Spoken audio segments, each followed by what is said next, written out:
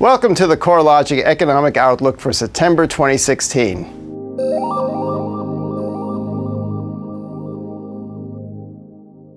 A comparison of the rental apartment industry with the single-family home sector is like a tale of two cities.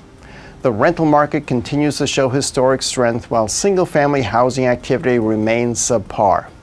Rental vacancy rates are at 30-year lows, rents are up, and apartment property values are at new highs.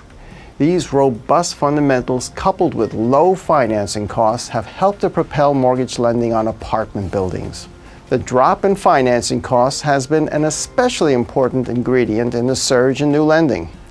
Multifamily fixed-rate lending, similar to other commercial mortgage loans, tend to be priced relative to movements in 10-year U.S. Treasury yields. In July, 10-year Treasury yields recorded the lowest monthly average since the Federal Reserve began to track these in 1953. The very low yields currently in the capital market have also enabled commercial mortgage rates to ease.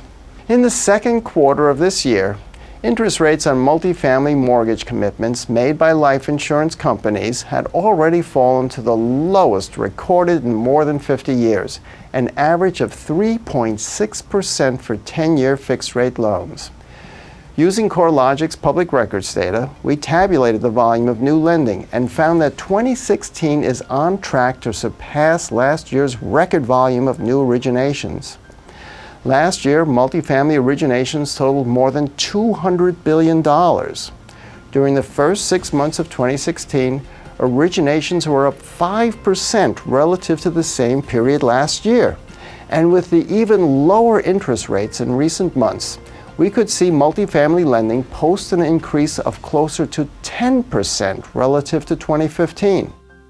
The increase in lending has occurred both for building acquisition and for refinance of existing properties. Purchase money lending was up more than 10% in the first half of 2016 year over year. And with loans made a decade ago reaching the end of their yield maintenance periods and valuation gains increasing equity, refinance of first liens or placement of mezzanine debt continue to supplement originations.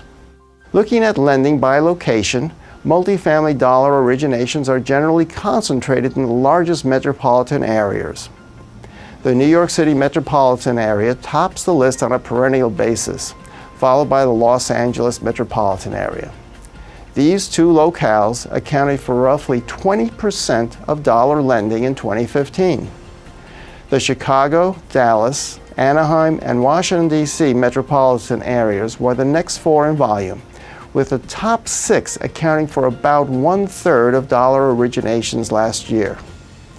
With rental market fundamentals remaining strong and commercial mortgage rates at or near record lows, 2016 is on track to set a new record for multifamily originations. Thanks for your time. For more on CoreLogic's perspective on the U.S. housing economy, please visit the Insights area of CoreLogic.com.